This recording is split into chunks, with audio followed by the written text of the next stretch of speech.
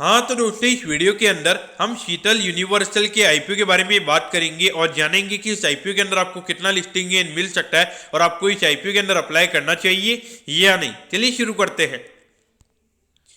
तो देखिए, सबसे पहले हम ये जानेंगे कि ये कंपनी क्या काम करती है। तो देखिए, जो कंपनी है 2015 में ये कंपनी स्टार्ट हुई है, यानी कि लगभग 7 से 8 साल ये कंपनी को स्टार्ट हुए हो चुके हैं। देखिए, जो कंपनी है ये कंपनी जो एग्रीकल्चरल कमोडिटीज होती है, इसके अगर हम बात करेंगे, पीनट्स हो गया, स्पाइस हो गया, ग्रेन्स हो गया, तो ये कंपनी सोच करके उसे बनाने का ये कंपनी हमें यहाँ पे काम करती हुई नजर आती है।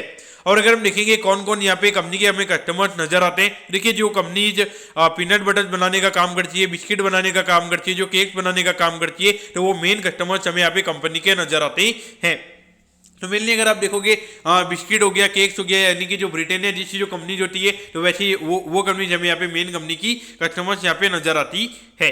उसके अलावा अगर हम यहाँ पे कंपनी के मैन्युफैक्चरिंग यूनिट की अगर हम बात करेंगे, तो जामनगर गुजरात के नाम यहाँ पे कंपनी का मैन्युफैक्चरिंग यूनिट नजर आता है। और जिसकी अगर हम टोटल एरिया की अगर हम बात करेंगे, लगभग 14,000 स्क्वायर मीटर्स के लगभग का टोटल एरिया में हमें यहाँ पे कंपनी का लैंड हमें यहाँ पे नजर आता है। उसके अलावा अगर हम देखेंगे तो यहाँ पे कंपनी को FSSAI का जो सर्टिफिकेशन होता है वो भी गवर्नमेंट ऑफ इंडिया से मिला हुआ है, यानी कि जो क्वालिटी वगैरह है वो यहाँ पे कंपनी की अच्छी है, इसलिए यहाँ पे सर्टिफिकेशन यहाँ पे कंपनी को मिला हुआ है। अगर हम कंपनी के कस्टमर्स की अगर हम बात करेंगे, तो देखिए रशियन फेडरेशन हो गया, इंडोनेशिया हो गया, मलेशिया हो गया, वियतनाम हो गया, यहाँ से हमें मेन कंपनी के कस्टमर्स यहाँ पे नजर आते हैं। लेकिन अगर हम ऑब्जेक्टिव की अगर हम बात करेंगे, यानी कि जो आईपीओ से कंपनी को पैसा मिलने वाला है उसी कंपनी का यूटिलाइज करने वाली है, तो देखिए यहाँ पे कंपनी ने बोला है कि यहाँ पे कंपनी को कुछ केपेक्स वगैरह करना है, तो इससे रिगार्डिंग यहाँ पे कंपनी का आईपीओ आ रहा है, लेकिन कहाँ केपेक्स करना है ये कंपनी को नहीं पता है। तो ये कहीं ना कहीं देखा जाए नॉर्मली यहाँ पे केपेक्स का रिजल्ट डाला है, लेकिन कहाँ केपेक्स करना है ये कंपनी को नहीं पता है। ये कहीं ना कहीं मुझे यहाँ पे नेगेटिव पॉइंट यहाँ पे मुझे लगता है। उसके अलावा अगर हम देखेंगे तो यहाँ पे जो वर्किंग कैपिटल की रिक्वायरमेंट है, यानी कि जो डेली टू डेली कैश के रिक्वायरमेंट्स होते हैं, उसके रिगार्डिंग यहाँ पे कंपनी का आईपीओ में आता हुआ नजर आ रहा है। और उसके अलावा अगर हम देखेंगे यहाँ पे जो आईपीओ से रिलेटेड जो कंपनी का एक्सपेंसेस लगने वाले हैं, वो भी कंपनी हमें यहाँ पे इसी से यूटिलाइज करती हुई नजर आएगी। अब अगर हम यहाँ पे कंपनी के प्रमोटर्स की अगर हम बात करेंगे, तो देखिए हिरेन वल्लभ भाई पटेल जी हमें यहाँ पे कंपनी के प्रमोटर नजर आते हैं, और उसके अलावा काजल हिरेन पटेल जी, ये दोनों हमें यहाँ पे कंपनी के प्रमोटर नजर आते हैं। अब देखिए, अगर हम 2021 में अगर हम कंपनी के रेवेन्यू की अगर हम बात करेंगे, यहाँ पे 38 करोड़ के लगभग ये नंबर था, फिर ये नंबर 39 करोड़ के लगभग हुआ था। उसके बाद अगर हम पिछले साल अगर हम बात करेंगे, अराउंड 131 करोड़ के लगभग ये नंबर हमें नजर आता है, यानी कि ऑलमोस्ट 3 गुना यहाँ पे कंपनी का रेवेन्यू का नंबर हमें होता हुआ नजर आया है। तो कहीं ना कहीं देखा जाए तो अभी आईपीओ से पहले इतना ज्यादा ग्रोथ हमें देखने को मिली है, तो वो भी मुझे थोड़ा रेड अलर्ट मुझे यहाँ पे नजर आता है। क्योंकि देखिए, रेवेन्यू को बढ़ाना एक तरीके से आप कैसे भी करके रेवेन्यू को बढ़ा सकते हो। मैं ये नहीं बोल रहा हूँ कि यहाँ पे कंपनी ने बढ़ाया, क्योंकि देखिए एक छोटी कंपनी होती है, तो वहाँ पे थोड़ा कॉशियस आपने वहाँ पे रखना चाहिए, ये मानना चाहिए कि यहाँ पे कहीं ना कहीं ये नंबर सही नहीं है।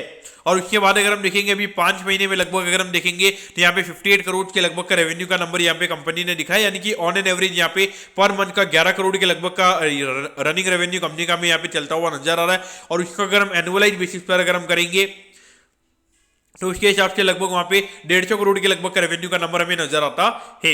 उसके अलावा अगर हम देखेंगे, तो यहाँ पे लगभग 25 लाख रुपए के लगभग ये नंबर हमें नजर आता है, फिर ये नंबर 28 लाख रुपए के लगभग हुआ था। और अगर हम यहाँ पे देखेंगे 131 करोड़ के रेवेन्यू पे हार्डली 2 करोड़ के लगभग का प्रॉफिट का नंबर हमें यहाँ पे कंपनी का नजर आता है। तो ये इंडिकेशन देता है कि यहाँ पे नेट प्रॉफिट मार्जिन कंपनी का काफी कम है। तो कहीं ना कहीं यहाँ पे कंपनी हमें मेनली जो कंपनी का रेवेन्यू कहीं ना कहीं ट्रेडिंग से हमें यहाँ पे आता हुआ नजर आ रहा है, मेन कंपनी का मैन्युफैक्चरिंग का काम यहाँ पे नहीं है। उसके अलावा अगर हम देखेंगे, तो यहाँ पे 5 महीने में लगभग 1.87 करोड़ के लगभग का प्रॉफिट हमें नजर आता है। जबकि अगर हम देखेंगे पिछले साल के कंपैरिजन में यहाँ पे रेवेन्यू का नंबर ऑलमोस्ट आता है, तो अभी एकदम से क्या हो गया है कि जो कंपनी का नेट प्रॉफिट मार्जिन है वो यहाँ पे एकदम से बढ़ गया है। तो कहीं ना कहीं देखा जाए तो नंबर्स यहाँ पे काफी कॉम्प्लेक्स है, इतना इजी वे में हमें यहाँ पे समझ में नहीं आ रहा। मार्जिन अगर हम देखेंगे, मार्जिन काफी लो, इतने मार्जिन पे मेरे ख्याल से बिजनेस अगर एकदम से अगर कुछ अनसर्टेनिटी होती है, अगर 20-25% भी अगर रेवेन्यू यहाँ पे कंपनी का गिर जाएगा, तो वहाँ पे सीधा कंपनी हमें लॉस में आती हुई नजर आएगी। अगर हम आईपीओ की डिटेल्स के बारे में अगर हम बात करेंगे, तो देखिए 4 तारीख को ये आईपीओ में ओपन होता हुआ नजर आएगा और 6 तारीख को ये आईपीओ में क्लोज होता हुआ नजर आएगा। यहाँ पे 70 रुपीज पर शेयर पे कंपनी हमें शेयर देती हुई नजर आ रही है। 2000 शेयर का हमें यहाँ पे लॉट नजर आता है, यानी कि एक लॉट को अप्लाई करने के लिए यहाँ पे 1,40,000 रुपए आपको यहाँ पे लगने वाले हैं। अब अगर हम इस प्राइस की अगर हम बात करेंगे, तो देखिए 23 करोड़ 80 लाख रुपए के लगभग का आईपीओ में नजर आता है, और जिसमें अगर हम देखेंगे 50% के लगभग का रिटेल कोटा है, यानी कि लगभग 11-12 करोड़ के लगभग का रिटेल कोटा में यहाँ पे कंपनी का नजर आता है। और अगर हम देखिए 1,40,000 का अगर एक लॉट है, यानी कि हार्डली अगर हम देखेंगे 800-900 लॉट हमें यहाँ पे रिटेल में नजर आते हैं। तो यहाँ पे हाँ आईपीओ तो मेरे ख्याल से नॉर्मली यहाँ पे सब्सक्राइब हो जाएगा, क्योंकि 800-900 लोड की डिमांड क्रिएट करना मेरे ख्याल से कोई यहाँ पे बड़ी बात नहीं है। इसके अलावा अगर हम देखेंगे तो यहाँ पे जो कंपनी है, कंपनी हमें एनएससी के सेम प्लेटफॉर्म पे ये कंपनी हमें लिस्ट होती हुई नजर आएगी। उसके अलावा अगर हम यहाँ पे बेसिस ऑफ अलॉटमेंट की अगर हम बात करेंगे तो देखिए 7 तारीख को आपको पता चल जाएगा कि आपको अलॉटमेंट मिला है, यानी एक अलॉटमेंट नहीं मिलता तो 8 तारीख को रिफंड मिल जाएगा। 8 तारीख को आपके डिमेट अकाउंट में शेयर आ जाएंगे अगर आपको अलॉटमेंट मिलता है, और 11 तारीख को ये कंपनी हमें लिस्ट होती हुई नजर आएगी। अब एट दी एंड अगर हम वैल्यूएशन के पैरामीटर्स की अगर हम बात करेंगे तो देखिए लगभग 80 करोड़ के मार्केट कैप पे ये कंपनी का आईपीओ में आता हुआ नजर आ रहा है। अगर हम पिछले साल के अर्निंग के हिसाब से अगर हम बात करेंगे लगभग 40 के पी रेशियो पे ये कंपनी का आईपीओ में आता हुआ नजर आ रहा है। तो देखिए वैल्यूएशन वाइज अगर आप देखोगे यहाँ पे कंपनी में कोई ज्यादा एक्स्ट्राऑर्डिनरी नहीं है, कोई इतना ऐसा कोई प्रोडक्ट नहीं है कि ये कंपनी अकेली बनाती है। तो 40 के पी रेशियो पे ये कंपनी को खरीदना मेरे ख्याल से काफी ज्यादा एक्सपेंसिव मेरे ख्याल से यहाँ पे रहेगा। और इसके अलावा अगर हम देखेंगे तो यहाँ पे कोई ज़्यादा अगर हम कंपनी के बिजनेस की अगर हम खास करके मार्जिन की भी अगर हम बात करेंगे, काफ़ी लो मार्जिन पे ये कंपनी में काम करती हुई नजर आ रही है। यहाँ पर अगर कंपनी को आरओई को अगर इंप्रूव करना है तो यहाँ पे कहीं ना कहीं यहाँ पे लगातार जो कंपनी का एसेट टर्नओवर रेशियो है लगभग 10-12 टाइम यहाँ पे कंपनी का अगर एसेट टर्नओवर रेशियो रहेगा तभी यहाँ पे कंपनी का जो आरओई है वो अच्छा निकल कर आएगा। तो पॉइंट ऑफ व्यू से देखा जाए तो मेरे ख्याल से इतना ज़्यादा कोई एक्स्ट्राऑर्डिनरी नहीं है। और अगर हम अभी देखेंगे अभी मेन बोर्ड आईपीओ भी काफ़ी ज़्यादा आ रहे हैं, और अभी अगले हफ्ते मेरे ख्याल से एसएमई आईपीओ भी काफ़ी अच्छे हैं कुछ कुछ। और जो 2 आईपीओ है वहाँ पे जो मेरी नजर रहेगी, एक दीपक केमटेक करके और एक नेट एवेन्यू करके, ये 2 आईपीओ के अंदर मेरे यहाँ पे नजर रहने वाला है। तो पॉइंट ऑफ व्यू से देखा जाए तो मेरे ख्याल से तो इसको टोटली इग्नोर करना चाहिए।